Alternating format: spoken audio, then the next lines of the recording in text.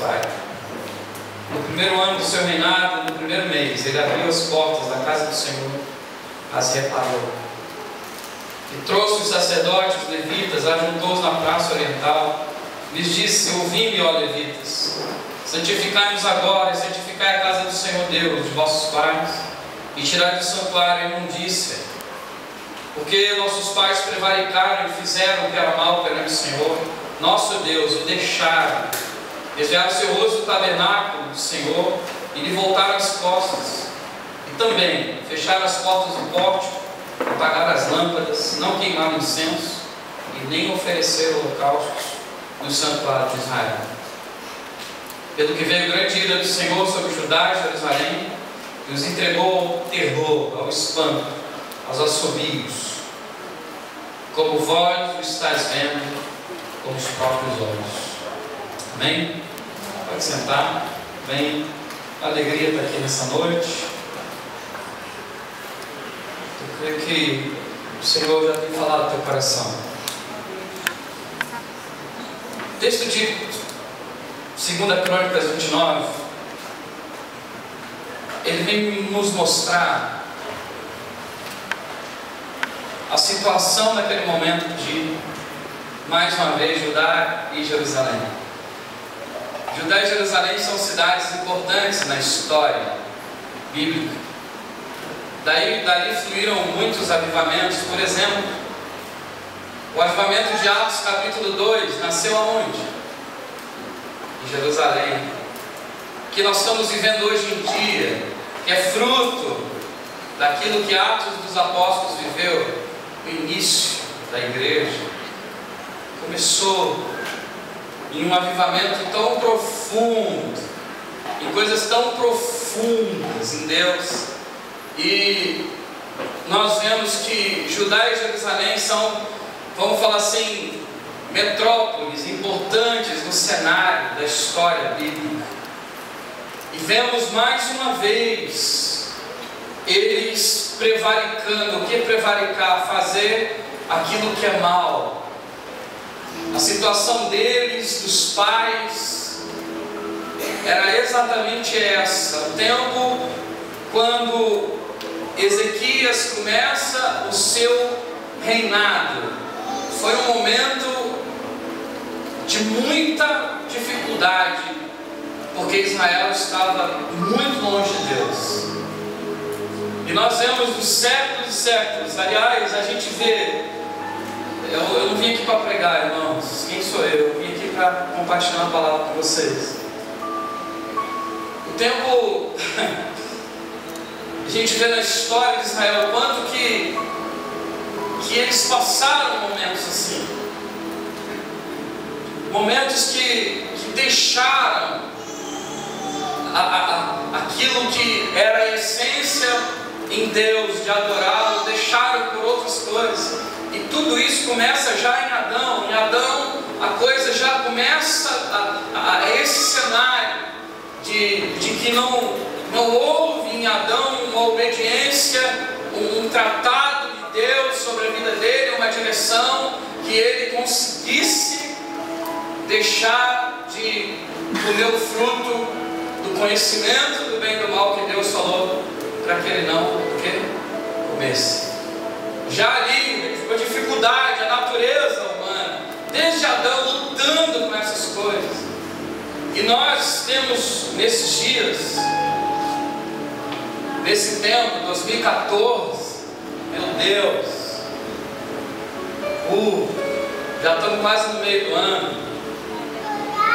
Quanto que Deus tem querido restaurar a nossa essência, a nossa natureza. E aqui mais uma vez nós vemos isso. Esse homem aqui vivendo mais uma vez isso. Eu costumo dizer que meus filhos não nasceram já querendo desobedecer. Nasceram querendo, mas eles já nasceram assim. Porque existe uma natureza, irmãos. Ninguém aqui nasceu assim, olha, eu quero mentir. Alguém? Mas a nossa natureza, aquilo que nós temos de essência, de DNA, aquilo que nós vamos recebendo desde ali, por exemplo, Salmo 139, quando Davi fala: o Senhor, de uma maneira terrível fui concebido, o DNA que ele estava falando, o gene dele, a natureza dele, a vida dele. Davi não pediu para nascer daquele jeito, concorda? Mas ele nasceu dentro desse cenário, e nós lutamos, existe uma luta na estrutura, né, que nós vivemos, por exemplo, como igreja, como pessoas, né, escola na cidade. Esses dias minha filha estava na salinha estudando, e entrou 7 policiais e foram indagar o menino a respeito de uma situação. E minhas filhas, né, dali, uau, né, na sala de aula, né, uau, são essas coisas que muitas vezes você não está vendo, mas está acontecendo. E são essas coisas também que você está vendo na sua vida, mas você também não entende que está acontecendo. Vocês entenderam a frase? Muitas coisas também que estão sendo o nosso dia a dia, mas também nós não queremos acreditar muito nessas coisas. Nós vivemos em um tempo assim, agora é a Copa do Mundo, daqui a pouco são as eleições, e depois das eleições ainda tem as Olimpíadas, daqui a 1 ano e pouco, 2 anos, é isso?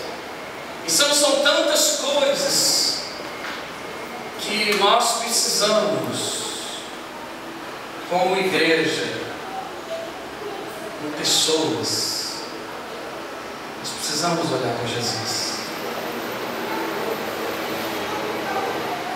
Nós temos aprendido na escola que Jesus é o centro de todas as coisas.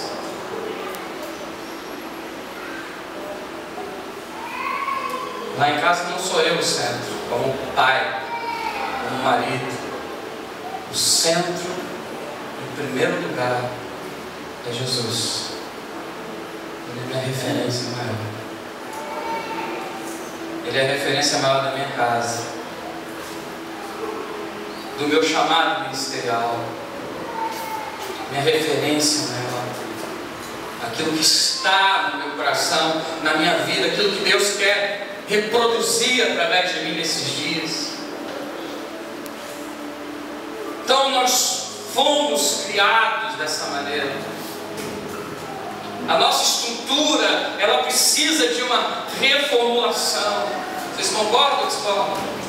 Nós precisamos de mudanças, e eu quero te dizer, eu tenho ensinado isso para o meu filho mais velho: não é você que vai mudar você, mas se abra a palavra de Deus, se abra ao Espírito de Deus, Ele poder tocar na tua vida, na tua história, na tua essência. Não são as minhas muitas palavras. Eu tenho aqui alguns discípulos que são meus filhos espirituais. Não sou eu que mudo a história deles, mas é o Senhor em mim, a esperança da glória, a maior estrutura que Deus, Ele quer reavivar dentro da história da igreja. É exatamente isso. Na cultura, na economia, no nosso dia a dia, na nossa família. E Israel estava vivendo disso nesse momento. De um momento histórico terrível, econômico terrível, vivendo momentos tenebrosos. Mas tudo porque os mandamentos deixaram de ser o centro, porque a palavra deixou de ser o rema, porque Deus se deixou de lado. Nós começamos aqui o Adora falando sobre a unidade foi-se embora, e Ezequias viu isso, ele enxergou isso, e por isso que a primeira coisa que ele fez foi ser reto perante o Senhor, segundo tudo que fizera Davi seu pai. Eu tenho ensinado esse texto, eu tenho falado que Davi não era pai dele, ou era?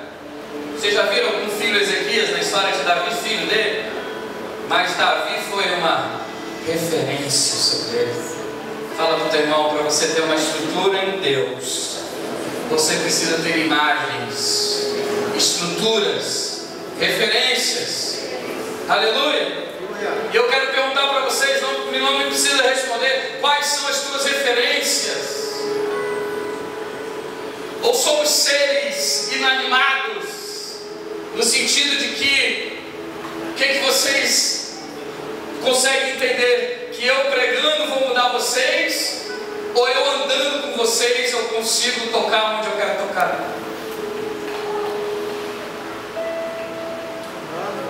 Podem responder agora. Jesus andou mais ou pregou mais? São essas coisas que na nossa estrutura nós precisamos de uma reformulação. Quero mudar pessoas pregando. Eu não vou mudar pessoas pregando, queridos. Isso é fato. Eu vou mudar pessoas sendo uma referência na vida delas. Eu mostrando para elas. Eu sendo. O fazer também não muda muito. E nós temos vivido essa época de falta de referências. Por exemplo, nós estamos em meio a uma política que daqui a pouco vai entrar pelas TVs, todos os tipos aí de mídia, e o Brasil precisa de quê? De referências. E nós vivemos um tempo com poucas referências. Oh Deus! Ezequias conseguiu enxergar isso. E ele viu Davi como o quê? Uma referência. A igreja de Atos dos Apóstolos, quando ela começa, tinha uma referência ou não? Existia uma referência quando a igreja começou? Vamos dizer que ela começou em Atos 1, versículo 14. E todos eles estavam reunidos. Os discípulos, estava mais quem? Maria, mãe de Jesus, os irmãos e algumas mulheres. O que eles estavam fazendo? Orando. Mas eles estavam orando por quê? Porque eles tinham o que? Eles tinham uma? Quem que era a referência?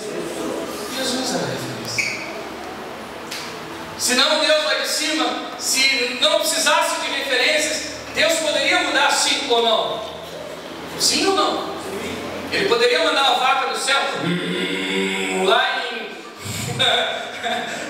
Quando Jesus apareceu, não precisava de João capítulo 1, e ele se fez carne e habitou entre nós, cheio de glória, sendo uma referência. Não precisava disso. João capítulo 1 seria banido, e Gênesis também capítulo 1, que são imagens, são referências. Quando Deus criou todas as coisas, quando se trouxe referências, e Deus criou isso, e Deus criou aquilo, e Deus criou o homem, criou a mulher do homem, referências. Gênesis capítulo 26, e ele criou a sua imagem, a sua semelhança. Por quê? Porque Deus é o quê?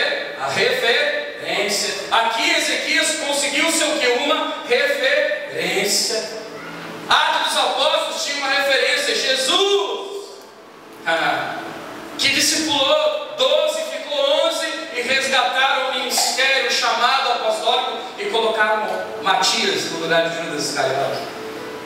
Referências de homens cheios de Deus, cheios do Espírito Santo, homens cheios da graça de Deus, envolvidos com a obra de Deus, deram totalmente a sua vida pela obra do Senhor. Aleluia!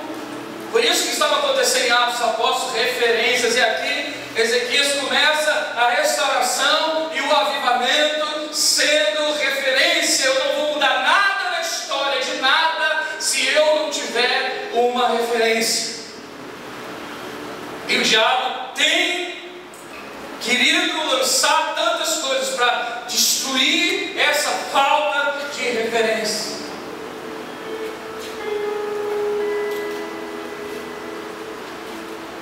Aleluia. Deus quer te levantar como uma referência.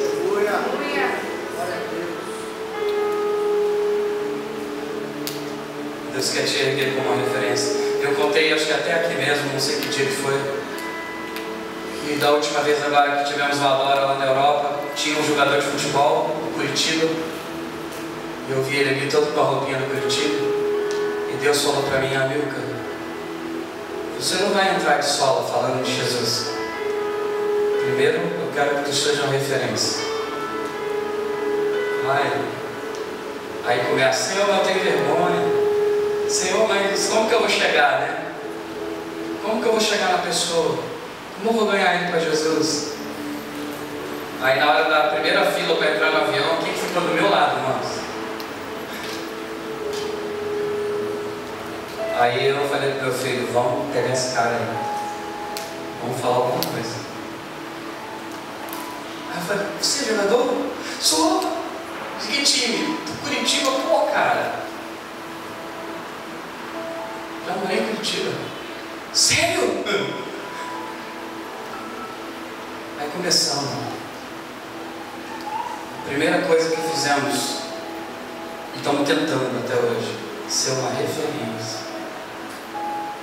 Ele falou que tinha uma pessoa que ia pegar ele no aeroporto, ninguém foi pegar ele no aeroporto. Aí naquela hora, irmãos, entrou Jesus. Falei, cara, fica com a gente. Mas onde? Falei, onde eu vou dormir, você dorme. Onde eu comer, você come. Ele foi conosco. Ficou fácil para falar que quer aceitar Jesus ou não?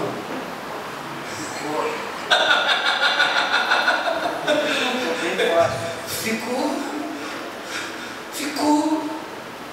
Ele não é um ser inanimado, ele tem alma, ele tem pensamento. Ele precisa olhar para mim. E no outro dia, na hora que ele foi embora, porque o meu amigo foi levar ele lá no campo de futebol lá do Benfica, sei lá quem que era. Ele foi dar tchau para mim, porque eu falei para ele, antes de você ir, eu quero orar com você. Aí ele foi lá no meu quarto, falou, vou embora. Fiz uma oração para ele. Aí ele falou assim, Amilcar, posso pedir uma coisa para você? Eu falei, pode. Posso te chamar de pai?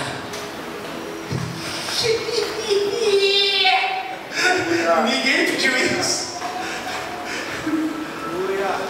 Porque ele viu alguma coisa no Mateus, ele viu alguma coisa em mim, o meu sogro estava comigo, ele viu alguma coisa no meu sogro, ele viu alguma coisa na casa onde ele ficou hospedado, ele viu alguma coisa, ele foi tocado.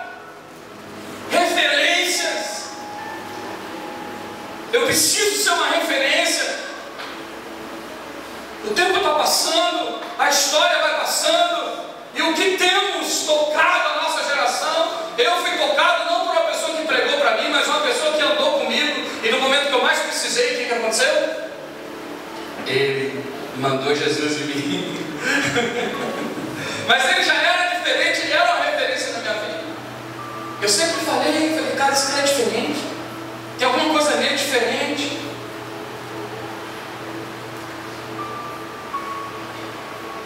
Estão entendendo, queridos? Naturezas, DNA, gene.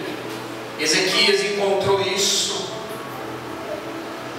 Deus quer tocar na natureza da nossa vida. Deus quer tocar lá no nosso interior.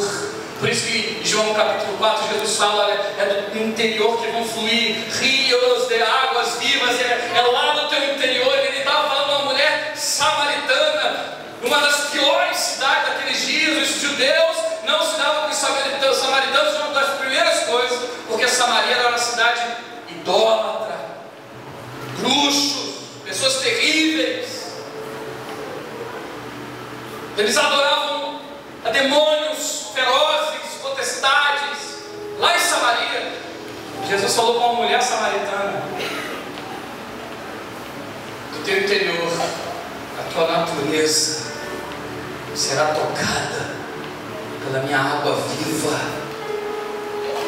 Você não será mais a mesma. A primeira coisa que Ezequias fez não foi reformular coisas, não foi esquadrinhar coisas. Ele não começou assim, ele começou, olha, eu quero ser uma referência, retidão. Ezequias fez o que era reto, igual tudo quanto fez seu pai. Ele imitou o seu pai. Pai na fé, Davi. Ele imitou ele. Davi não era pai dele. mas Davi era uma referência. E o que ele fez? Ele imitou ele.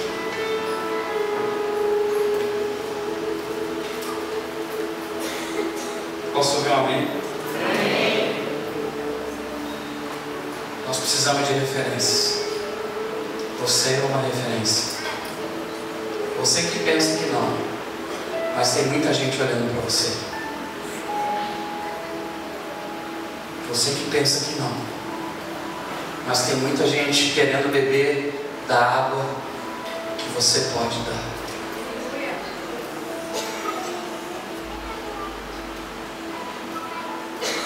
Para você ser uma referência. Em primeiro lugar, Deus nos chamou para isso. Eu vou tocar com avivamento as pessoas quando eu for uma referência.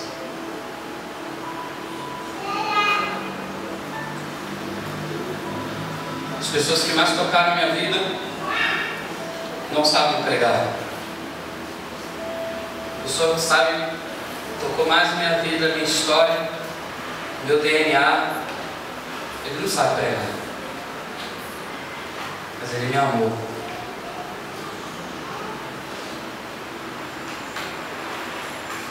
Ele me amou do jeito que eu era. Ele não sabia pregar, ele não sabe até hoje, eu acho que não sabe. Ele fez teologia, mas é uma referência. Eu chamo ele de pai, meu sogro. O único problema do DNA dele é que ele é corintiano, o resto é tudo certo.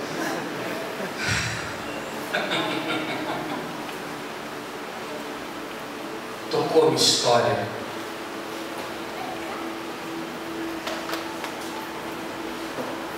Diz para o seu irmão: Deus está olhando para você. Fala para o seu irmão: Deus está te chamando para você ser uma referência. Aleluia. Vamos à segunda coisa que Ezequias naqueles dias ele fez.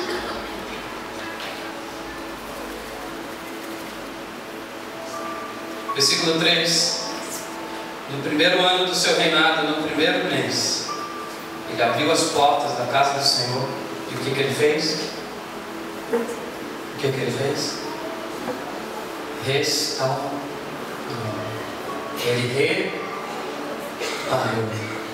Eu creio que esse momento da nossa história é um momento de uma profunda reparação, restauração. A primeira coisa que esse homem fez foi pegar as portas por onde se entra e reparar, porque as portas estavam o quê? Fechadas. Mas aqui ele vai e faz o quê? Ele abre as portas.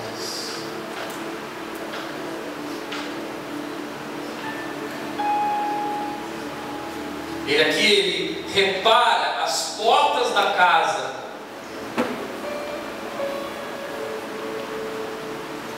Eu queria pedir para você abrir 1 Crônicas, outro livro de Crônicas, capítulo 17. Capítulo 17, versículo 5.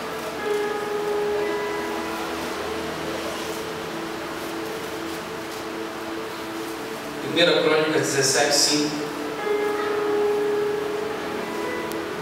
Porque em casa nenhuma habitei, desde o dia que fiz subir a Israel até o dia de hoje, mas não tenho andado de tenda em tenda, de tabernáculo em tabernáculo. Em todo lugar que andei, com todo Israel, falei acaso alguma palavra com algum dos juízes, ou a quem mandei apacentar o meu povo, dizendo: por que não me edificais uma casa de cedro? Agora, pois, assim dirás ao meu servo Davi: assim diz o Senhor dos Exércitos: Eu te tomei da malhada de trás das ovelhas, para que você fosse príncipe sobre o meu povo de Israel. Só até aí. Quando Ezequias começa a trazer avivamento, ele faz isso. Ele repara. Por que ele traz essa reparação? Porque as portas estavam destruídas. A porta de um lugar que necessitava do toque de Deus. Você vê que o profeta Natan, ele é bem claro. Deus não habitava em tabernáculos feitos por mãos, o quê? Humanas. Olhando para nós então como tabernáculos de Deus, Deus quer restaurar lá o profundo das portas da tua vida, do teu coração, da tua história. Sim ou não? Por isso que nós estamos aqui nessa noite. Preste atenção em algo. Eu vou tentar fazer, para minhas palavras nós possamos entender. Vou dar alguns exemplos. Quando Deus olha para nós, Ele quer tocar o seu tabernáculo, a sua casa. Presta atenção aqui, por favor. Ele quer trocar a sua casa. Ele quer trocar a sua criação, aquilo que Ele fez. Ele quer tocar você, eu. E Ele quer tocar o que? A nossa natureza. Porta aqui significava alguma coisa que está ligada, tocada. Ali aquela casa de cedro que não precisava de restauração. Quem precisa de restauração somos nós. Aquela casa ali pode derrubar e pode levantar outra. Por isso que João capítulo 3 fala muito claro isso. Quando Jesus fala, olha, eu vou derrubar essa casa, mas eu vou reconstruí-la. Mas Jesus não estava falando de uma casa de cedro. Ele estava falando da inauguração do tabernáculo reavivado de Davi, aonde o Espírito Santo iria habitar, que somos nós aqui nessa noite. Porta ali estava ligada, e existem portas que estão ligadas à tua vida, que Deus quer restaurar nesse tempo. Por exemplo, Deus quer dar fome e sede, de que nós tenhamos fome e sede da sua presença. Eu vou perguntar para você, você vem à igreja para quê? Porque tem um pessoal legal?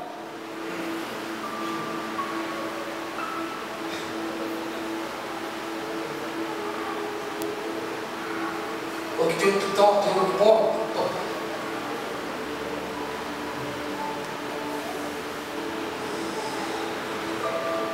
Não é isso, Deus. Os maiores avivamentos é porque as pessoas tinham fome e sede da presença de Jesus. Não é um clube social. As pessoas tinham fome e sede da presença de Deus. E por isso que aqui Ezequias tocou em coisas ligadas à casa de cedro. E nós também temos portas. Por exemplo, podemos falar que hoje a porta principal da nossa vida poderia ser o nosso coração.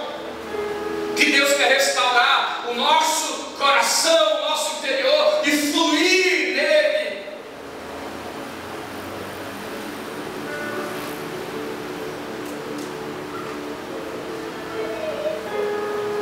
Se você crê nisso, diz amém. Amém. Deus tem nos chamado para isso. E hoje uma das coisas que mais eu vejo que tem-se uma dificuldade é a natureza ser tocada. Por fora está tudo certo, agora e por dentro é a nossa natureza, o nosso interior. Como Pedro foi tocado, como Tiago, como João, como Simão o Sirineu. Vocês Vocês conhecem a história de Simão de Sirineu? Ele foi aquele que, quando Jesus estava passando para a cruz, naquela procissão, ruas pequenas, com a multidão, quando a cruz caiu e os soldados falaram: pega ele! Ajuda ele! Por que os soldados falaram isso? Porque tinha uma multidão que vinha, queridos. E Simão: o que? Eu não estou acostumado com isso. Eu vim aqui por causa da Páscoa. Eu sou um judeu de Cirene. Eu sou um judeu negro, ali na região da Etiópia, da África. Eu sou Níger, que eu vim aqui para a Páscoa. Oh, eu sei que ele não falou isso, mas Simão era esse. Níger, africano. Oh, mas pega esse não vai. Só que Simão, nesse momento, ele parou de ser essa natureza hipócrita, maníaca. Eu achei estranho esses dias, irmãos, na televisão, um casal foi preso, aquela prisão para a vida inteira, como é o nome? Como? Perpétua. Aí o juiz foi, pá! Vocês vão ficar presos perpetuamente. Aí um beijou o outro. Aí os dois falaram pro outro assim: se fosse para pegar o outro, a gente matava de novo. Quem que eles mataram? Um pedófilo. Mataram um homem que pegou uma criança e teve relação sexual. Eles imputaram a sua justiça.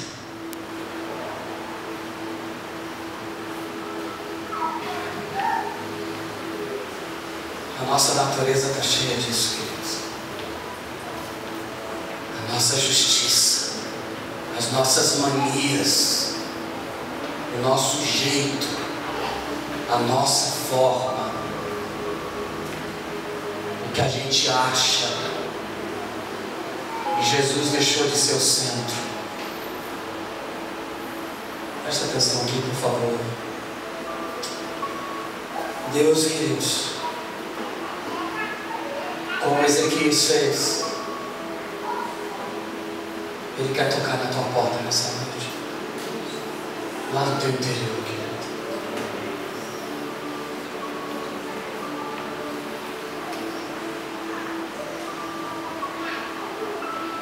Jesus quer tocar lá nas bases.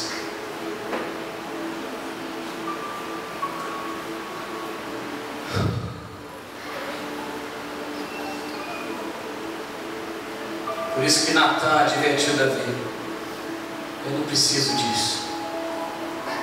O Espírito de Deus está falando.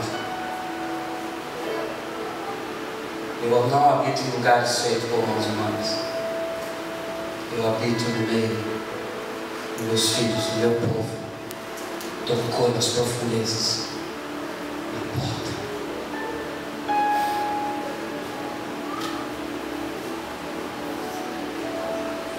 Nós temos um monte de mania.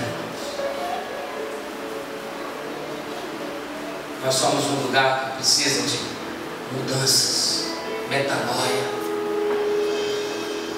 Vou dar exemplos agora para nós entendermos mais. Quando eu conheci esses meninos que, por exemplo, vieram de Paranaguá, Michel,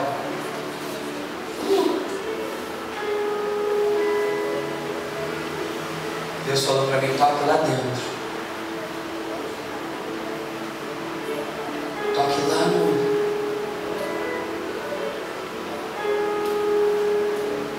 Veio de uma estrutura.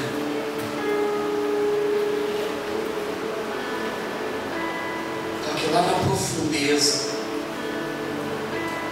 Toque nas portas. Eu não consigo tocar na porta daqui.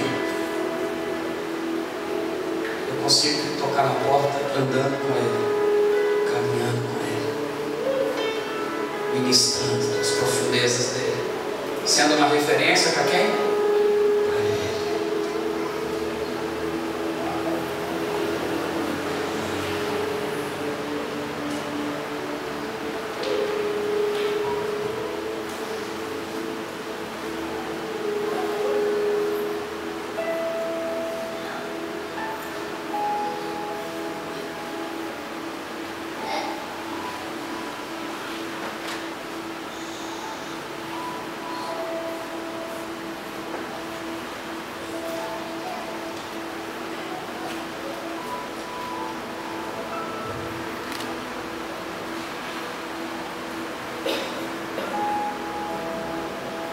versículo 4, voltando lá para 2 Crônicas 29.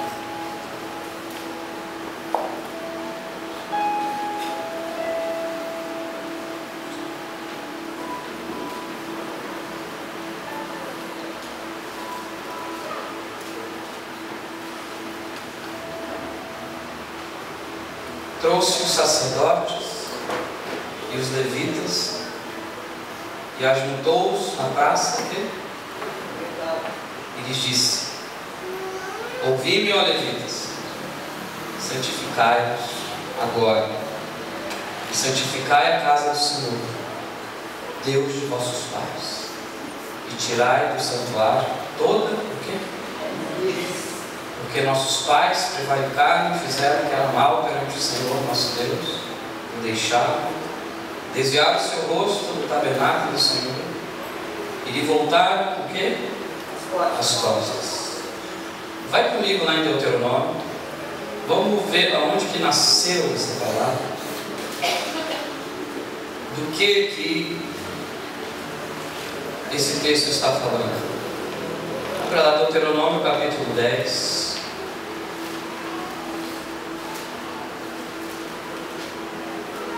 Deuteronômio 10. Abra lá, por favor. Eu vou ler a partir do versículo 8.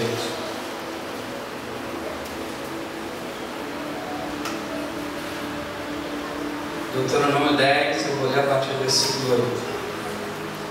Por esse mesmo tempo, o Senhor separou a tribo de Levi para levar a arca da aliança do Senhor, para estar diante do Senhor, para servir e para abençoar em seu nome até o dia de hoje. Amém? O que Ezequias então fez naquele momento? Ezequias foi referência. A segunda coisa que ele fez, tocou aonde? Nas profundezas. Não foi só na extremidade. E a terceira coisa que ele está fazendo aqui agora é o quê? Ele chamou os líderes. Vamos prestar atenção em algo aqui.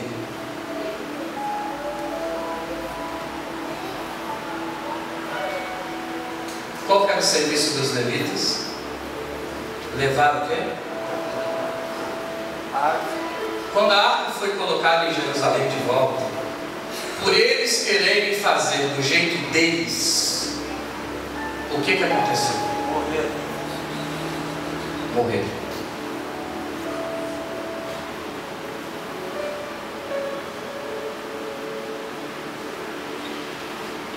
Ouvi-me, ó levitas, santificai-vos.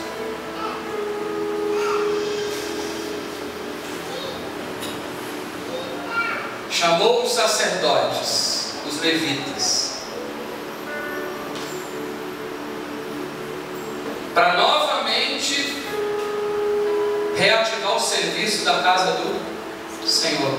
Levita não é aquele que toca, é aquele que serve. Tangedor é outra coisa.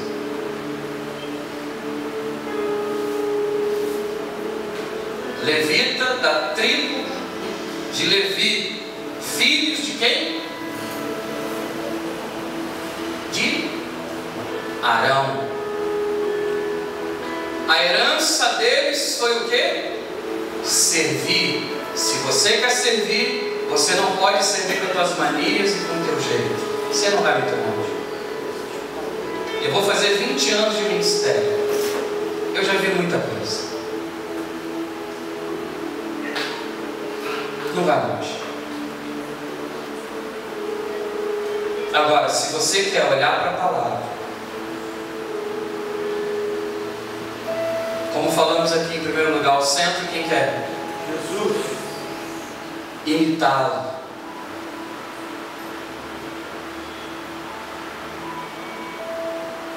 Foi isso que Ezequias fez. Chamou eles, chamou a liderança. Vamos aqui voltar à essência. Não é baderna, é clube, é igreja. E igreja, até onde eu sei, o cabeça é Jesus, não sou eu. Ele que é o centro.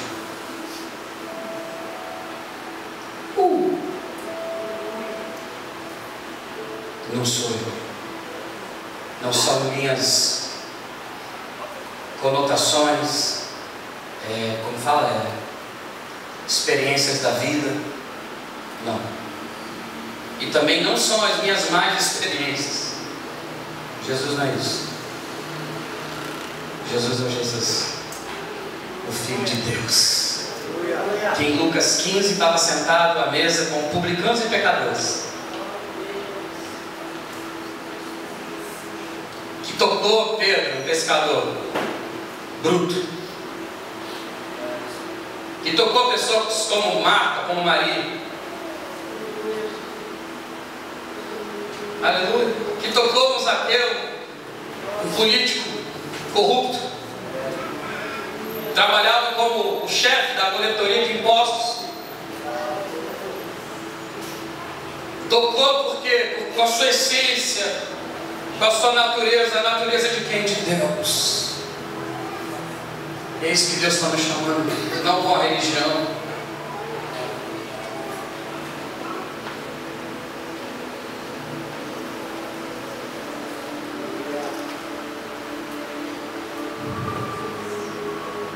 Eu estava vendo o Judson falando algo muito interessante. Judson de Oliveira estava falando que ele estava cansado. Isso 2012, 2013. Eu também estou muito cansado. Aí Deus falou para ele assim: vou te dar a fórmula. A fórmula é que eu vou te juntar a um povo que também tem sede e fome, chapado, cheio de Jesus e não de humanismo, de critérios de homens, mas em Deus.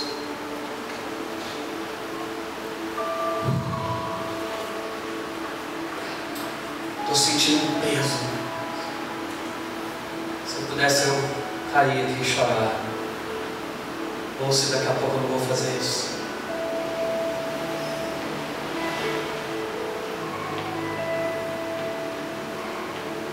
Nós não vamos mudar ninguém com nossa estrutura. Por isso que Ezequias pegou levitas, sacerdotes. Santificai-vos. Santificai-vos. Processo de santificação, em primeiro lugar, você é chamado para olhar para Jesus. Não é ser um santarrão, um mentiroso, mas olhar para Jesus.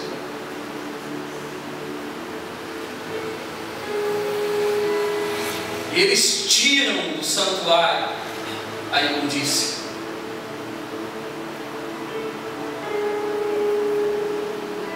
O que estava errado. E o avivamento veio no versículo 7. Estou agora de novo em 2 Crônicas 29, versículo 7. E também fecharam as portas do pórtico. O que Ezequias fez? Abriu. Fala para o teu irmão: abra a tua vida hoje. Fala para o teu irmão: abra a tua história hoje. Aí Ezequias ele acendeu as lâmpadas, porque as lâmpadas estavam apagadas. O que é lâmpada? Palavra. Salmo 119, versículo 105: lâmpada para os meus pés e a tua palavra, luz para os meus. Não os meus critérios, o meu jeito, a minha forma, irmão, isso é humanismo.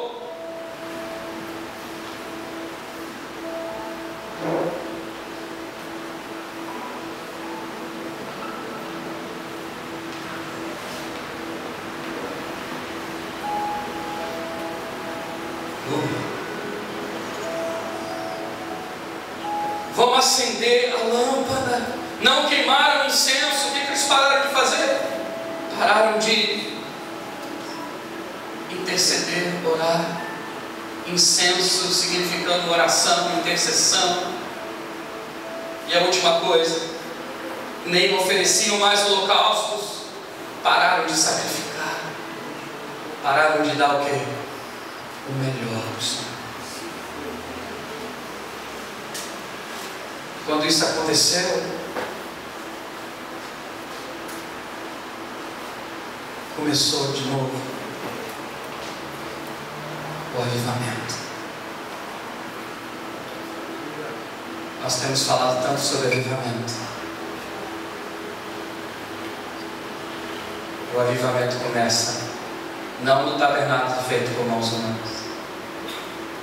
Tabernáculo que inicia-se o avivamento é você, sou eu. Por onde vai começar? Aí nós vamos tocar outro, nós vamos tocar outro, nós vamos tocar outro, nós vamos tocar os outros. Referências.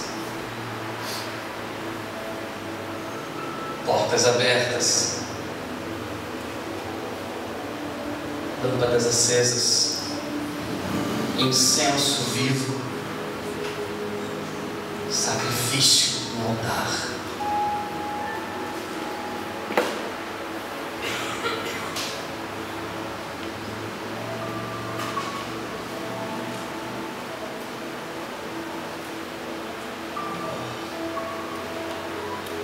Eu estou olhando para essa geração, Deus.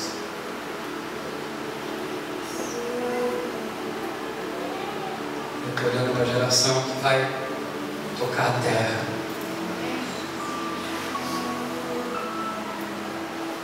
Eu estou olhando para a geração que vai tocar cidades. Eu estou olhando para uma geração que vai ministrar vidas.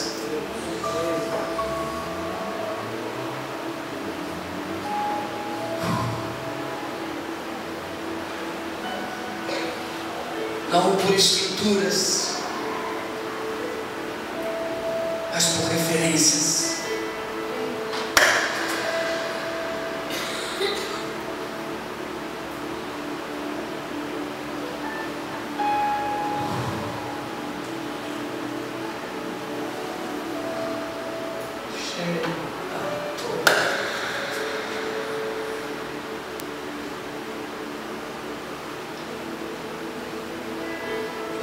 Você a se entregar ao Senhor do teu jeito. Você tem o teu jeito. Se entregue nessa noite. Você tem o teu jeito. Se você quer vir aqui até o altar, vem. Se você quer ficar de pé, fique. Se você quer deitar, deite. Se você quer continuar sentado, fique sentado. Mas entregue, fale para Ele nessa noite: Senhor, na minha geração eu quero ver a reestruturação e o avivamento tocando a começar da minha vida, da minha história.